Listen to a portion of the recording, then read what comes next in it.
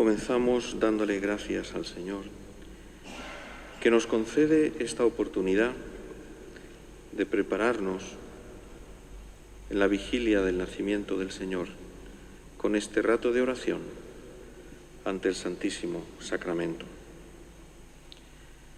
Tener a Jesús realmente presente aquí, bajo las especies del pan y del vino, de su cuerpo, con su sangre, con su alma y su divinidad, nos ayuda a entender mejor el misterio del nacimiento del Señor.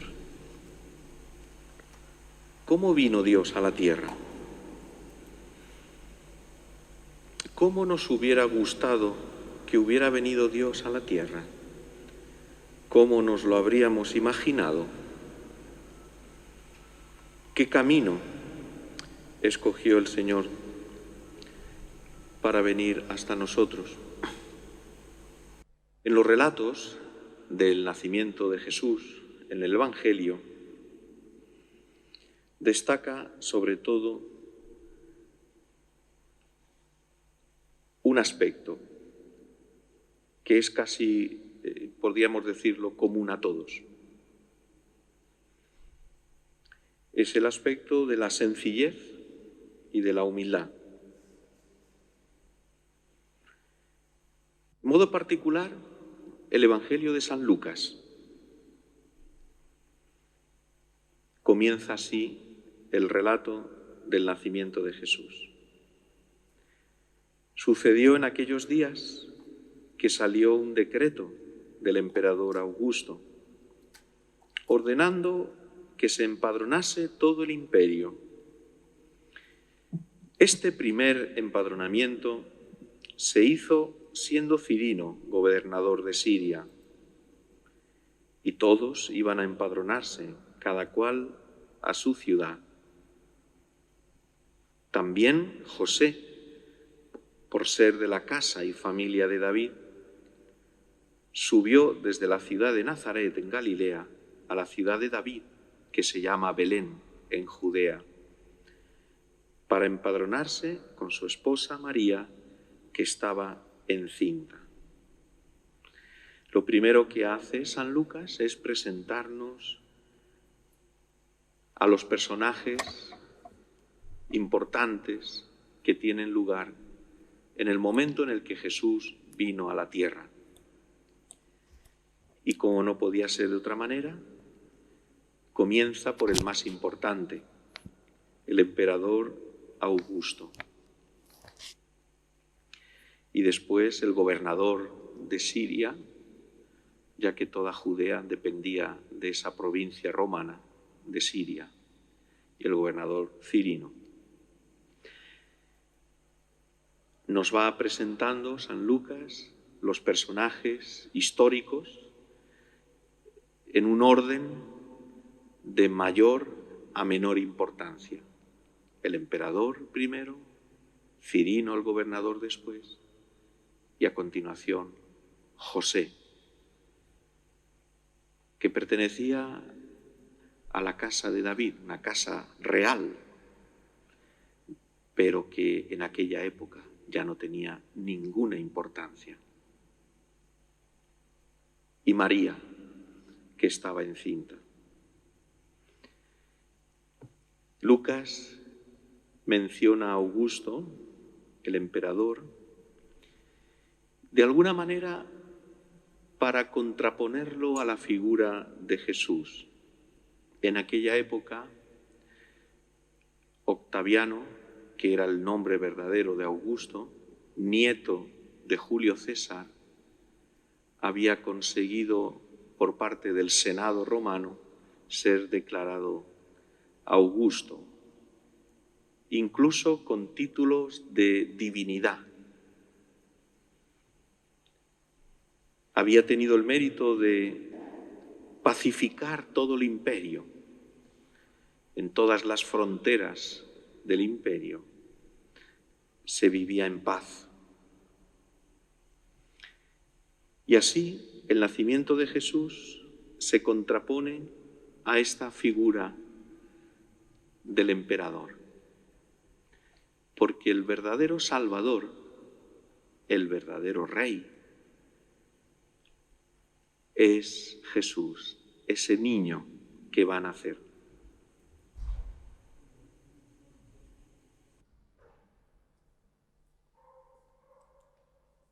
El motivo para viajar de Nazaret, donde vivía la Sagrada Familia, María y José, a Belén, y por lo tanto lo que dio motivo a que Jesús naciera en Belén, cumpliéndose así la Escritura, porque el profeta Miqueas señalaba a Belén como el lugar del nacimiento del Mesías. El motivo fue el censo que mandó realizar Augusto para todo el imperio. El censo se hacía por dos motivos. O bien para saber, porque solamente el censo era de los varones, o para saber con cuántos hombres podría contar el emperador para su ejército, o bien con cuántas casas, cuántos padres de familia podría contar para la recaudación de impuestos. En cualquier caso, el censo era un instrumento del emperador para manifestar su poder y su dominio sobre toda la población. Todos estaban sometidos y sujetos a su poder y a su dominio. Pero los personajes centrales no son el emperador. El momento más importante de la historia no lo determina el hombre más poderoso que había entonces en la tierra, sino José y María ocupan el centro de la escena del Evangelio.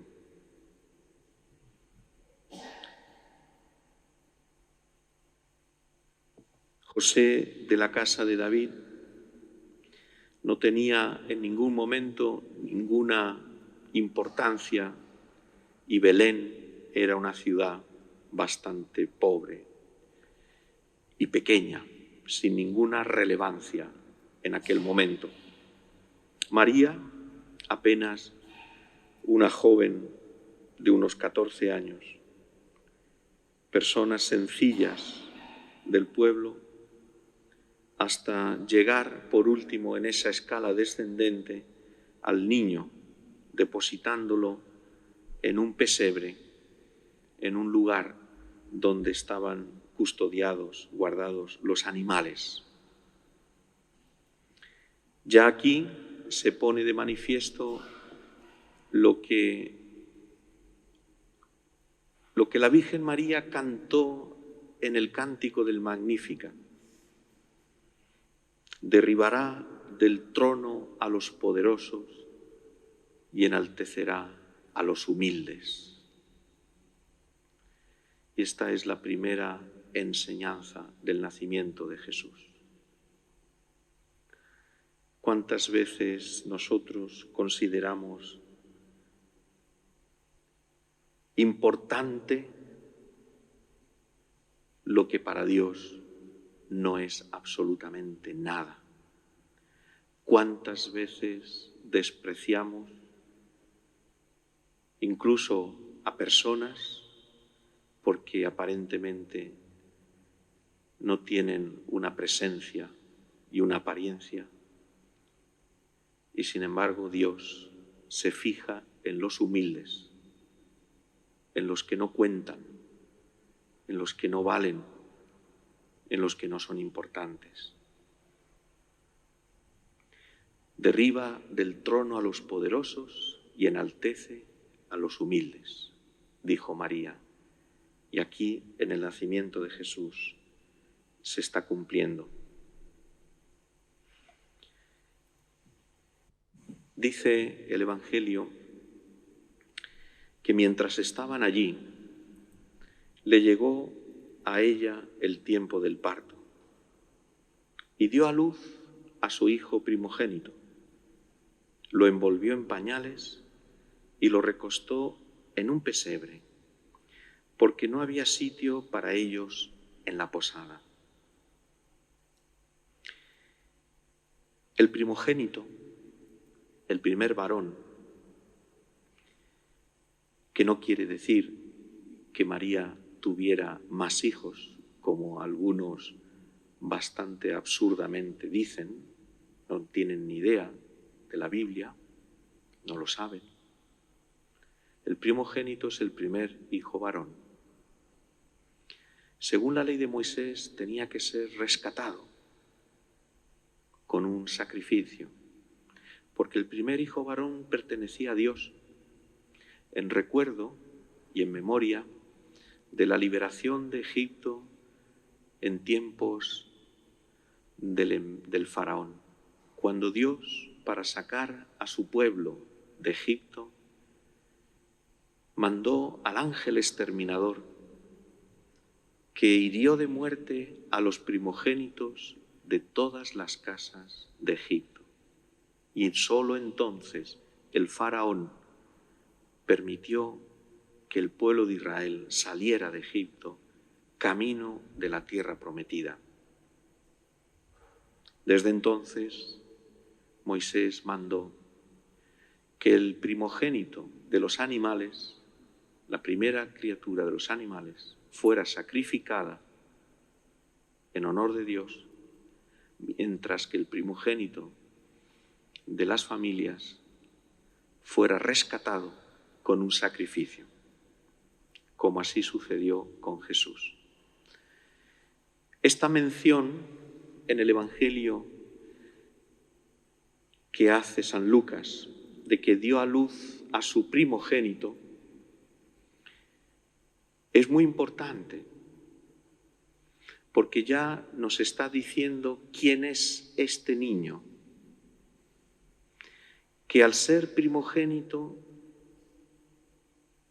será rescatado con un sacrificio, pero al mismo tiempo ya se anuncia que será Él el que con su propio sacrificio, con la entrega de su cuerpo y de su sangre en la cruz, nos rescatará a todos. Él es el primogénito que nos rescatará a nosotros. No es que Él será rescatado, sino que nosotros seremos rescatados por Él mediante el sacrificio de su propia vida. Dio a su hijo primogénito, dio a luz a su hijo primogénito, porque ese primogénito es el Hijo de Dios, el único Hijo de Dios. Y por eso correspondía que María diese a luz a su hijo primogénito. Lo envolvió en pañales y lo recostó en un pesebre. Es sorprendente porque esto es un gesto muy normal, muy sencillo, muy cotidiano en aquella época. No tanto lo de recostarlo en un pesebre, porque se le recostaría pues en un lugar preparado para los niños recién nacidos. No ocurrió así con Jesús, porque no tenían un sitio donde poder recostarlo. Pero el envolverlo en pañales, sí.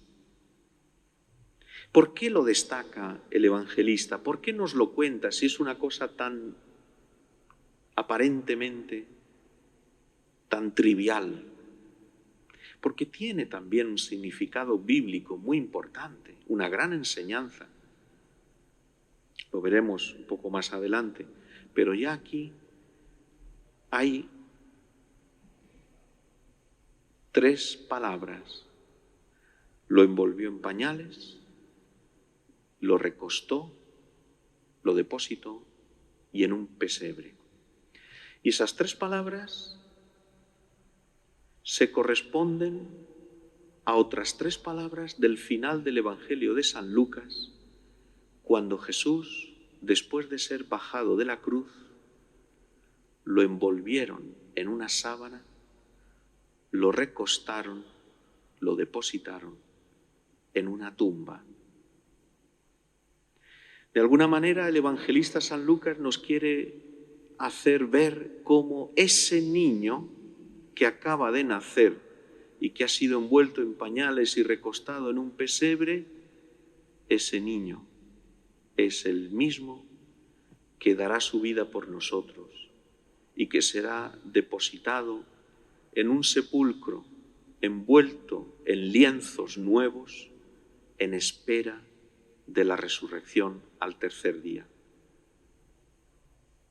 Por eso el evangelista insiste en este aspecto que a nosotros nos parece bastante normal y que lo leemos sin detenernos en él de pasada, como si no fuera importante. Pero es que hay más. Cuando más adelante los pastores reciben el anuncio del ángel que les dice que ha nacido el Mesías, el Salvador, les da una señal. Veréis a un niño envuelto en pañales, en brazos de su madre. ¿Qué señal es esta? ¿Qué significa? ¿Qué significa? ¿Qué importancia puede tener el ver a un niño envuelto en pañales? ¿Por qué el ángel le dijo a los pastores que este será el signo y la señal por la que veréis al Mesías, al Salvador? Si es una cosa tan ordinaria que se hace con todos los niños, ¿qué cosa de extraordinario hay en eso? ¿Por qué es una señal? ¿Por qué los pastores, al ver a ese niño envuelto en pañales, reconocieron en él al Mesías, al Salvador? Para poder entenderlo, nos tenemos que ir al libro de la sabiduría. Y en el libro de la sabiduría, el rey Salomón, que es el rey que escribió tantas poesías, tantos salmos, tantos cánticos, alabado por todos como un rey sabio, escribe así en este libro de la sabiduría: también yo soy un hombre mortal como todos, y descendiente del primero formado de la tierra. En el vientre materno fue modelada mi carne. Al nacer, también yo respiré el aire común. Lo primero que hice, como todos, fue llorar. Me criaron con mimos entre pañales. Ningún rey empezó de otro modo su existencia. Salomón, con todo lo sabio que era, con todo lo grande, admirado por todos, que hasta de reinos lejanos venían a admirar su sabiduría, tiene que escribir este texto para decir: yo, con todo lo grande que soy, yo también he nacido como todos los niños, y lo primero que he hecho al nacer ha sido llorar. Y me han criado con mimos y me han envuelto en pañales. Por eso, cuando en el Evangelio se dice que la señal por la que reconoceréis al Mesías y al Salvador es un niño envuelto en pañales, quiere decir precisamente esto, que es hombre verdadero como nosotros, que el Hijo de Dios se ha hecho carne, se ha hecho hombre, que no es un espíritu, porque a un espíritu no se le envuelve en pañales, porque un espíritu cuando nace no llora como hacen los niños, que nuestro Señor es verdaderamente hombre como nosotros, que llora y que tiene que ser alimentado, que tiene que ser arropado, que tiene que ser envuelto en pañales, porque no hay otro modo de empezar la existencia humana. Y el Hijo de Dios fue enviado a la tierra para ser hombre como nosotros. Y esto es lo que nos tiene que llenar de asombro, de que Dios haya querido venir a nuestra tierra en esta humildad, en esta sencillez.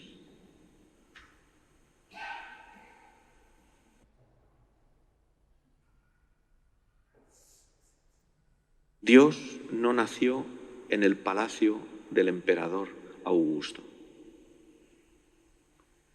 Dios no nació en las casas de los poderosos. Dios no nació lleno de ropajes costosos y caros.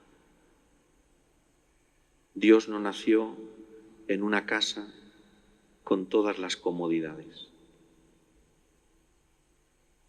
Dios nació pobre y humilde, hombre verdadero,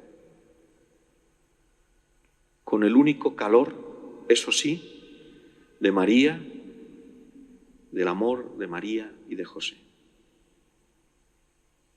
que llenaron aquel lugar de luz, de alegría, de fe y de un amor inmenso, para que al Hijo de Dios no le faltara lo que más aprecia, que es el amor nuestro. Porque Dios no necesita nuestras ropas, no necesita nuestros perfumes. ¿Qué cantidad de perfumes anuncian en la televisión? Yo no sé, pero si es que la gente no se ducha. Hace falta llevar tanto perfume, por favor. Dios no necesita todo esto. No necesita tanto gasto, tanta cosa cara. Dios necesita nuestro amor, nuestro perdón, nuestra humildad, nuestra sencillez. Esto es lo que tenemos que aprender. Estas son las lecciones que ha querido dejarnos en su nacimiento. Estas son las cosas que tenemos que aprender en estos días de Navidad. Que entre por nuestros ojos y que llegue hasta nuestro corazón esas enseñanzas. Señor, hazme más humilde, hazme más sencillo, hazme más pobre, hazme más paciente.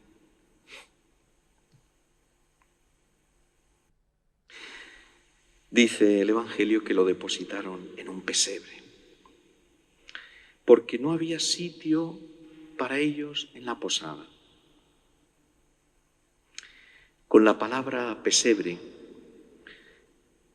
también el evangelista San Lucas se refiere a un texto del profeta Isaías, que dice así: el buey conoce a su amo y el asno el pesebre de su dueño.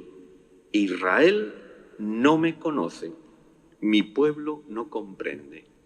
Estas palabras del profeta Isaías, en las que pone en boca de Dios esa queja amarga de Dios que lo hace todo por su pueblo, que se da continuamente y que en cambio no recibe a cambio por parte de su pueblo esa respuesta de amor que Dios está esperando. Y por eso dice: el buey conoce a su amo y el asno el pesebre de su dueño. Israel no me conoce. El evangelista San Juan lo dirá de otra manera en el prólogo. Vino a los suyos y los suyos no lo recibieron. Cuántas veces Dios viene a nuestra vida, a nuestro encuentro, pasa por nuestro lado, está cerca de nosotros y no lo vemos. No lo vemos porque estamos en otras cosas, porque tenemos el corazón con otras preocupaciones, con tantas preocupaciones, con tanta falta de fe que nos lleva a estar angustiados, amargados, tristes, pesarosos, desanimados. Y no tenemos ojos para ver a Dios en medio de nuestras cosas y de nuestra vida. El buey conoce a su amo y el asno el pesebre de su dueño. Por eso, a raíz de estas palabras del profeta Isaías, la tradición ha colocado junto al pesebre de Jesús en el nacimiento el buey y el asno. Esta es, el profeta Isaías. Para indicar, el buey y el asno conocen a su dueño y son animales irracionales. Y tú, que has sido creado por Dios, que has sido amado por Dios, que Dios se te entrega, que Dios viene al mundo por ti, que Dios no te deja, no lo reconoces. No lo reconoces. Y sigues viviendo tu vida, y sigues a lo tuyo, y sigues con tus cosas, y sigues con tus problemas y con tus dificultades, y no sales de ahí, y siempre ahí, en ese túnel oscuro, porque no acabas de ver a Dios, no acabas de reconocerlo. Dice que no había sitio en la posada. ¿Qué significa la posada? Tampoco está muy claro. La palabra griega que utiliza el evangelista San Lucas es katalima. Y es curioso, porque la misma palabra es la que utiliza San Lucas para hablar del cenáculo. Es la misma palabra. El cenáculo y la posada. La misma expresión. Es como si de alguna manera el evangelista nos quisiera decir que ahí donde nació Jesús es en el cenáculo se hace también realidad esa presencia nueva de Cristo para nosotros en la Eucaristía.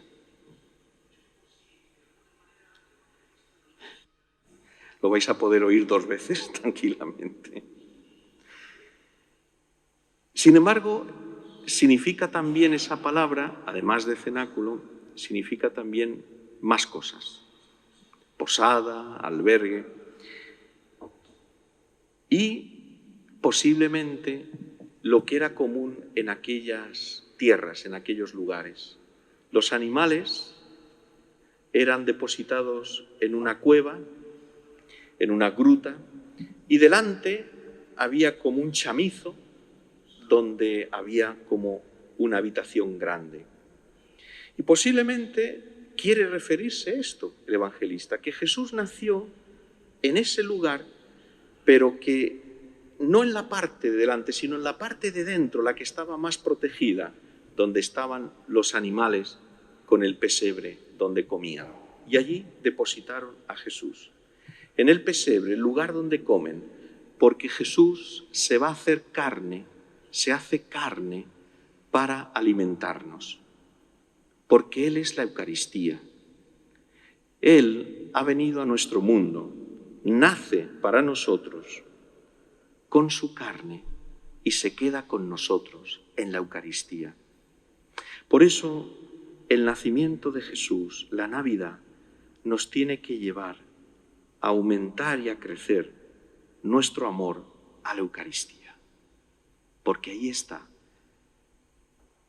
ese Jesús que nació en Belén, que fue envuelto en pañales y que ahora está envuelto en las especies del pan. Para nosotros, para alimentarnos, para darnos todo su amor. Queremos, Señor, vivir esta Navidad no como una más de tantas. Queremos vivir la Navidad no como la vive tanta gente que ha enfriado la fe y que solamente se fijan en las cosas externas y en las apariencias, pero por dentro tienen el corazón vacío de tu amor, Señor. Lo tienen lleno de otras cosas. ¿De qué cosas? Ellos sabrán, pero no tienen tu amor, porque tú no naces en sus corazones, y eso nos llena de pena también a nosotros. Pero nosotros queremos, Señor, aprovechar estos días. Queremos acercarnos hasta tu nacimiento y aprender de ti y dejarnos transformar y purificar. Y también queremos dejarnos amar por la ternura de tu amor, que ha querido dejarlo todo para venir hasta nosotros, para venir a nuestra tierra, para tomar nuestra carne, para entrar en nuestra vida, para soportar nuestros sufrimientos, nuestros dolores, nuestros desánimos y cansancios, y llevarlos hasta la cruz, y allí crucificar nuestros pecados, tantos pecados, Señor, para darnos una vida nueva. Y así queremos vivir esta Navidad como una ocasión para renovar nuestra vida cristiana, para renovar nuestra entrega, para renovar nuestro amor, para decirte que queremos seguirte ahora sí con todo nuestro corazón, de una vez por todas, dejando atrás tanta mediocridad, tanta pereza, tanta desidia, porque tú, Señor, no mereces que te amemos con ese amor tan pobre con el que te hemos amado hasta ahora. Tú, Señor, Jesús, mereces todo nuestro corazón.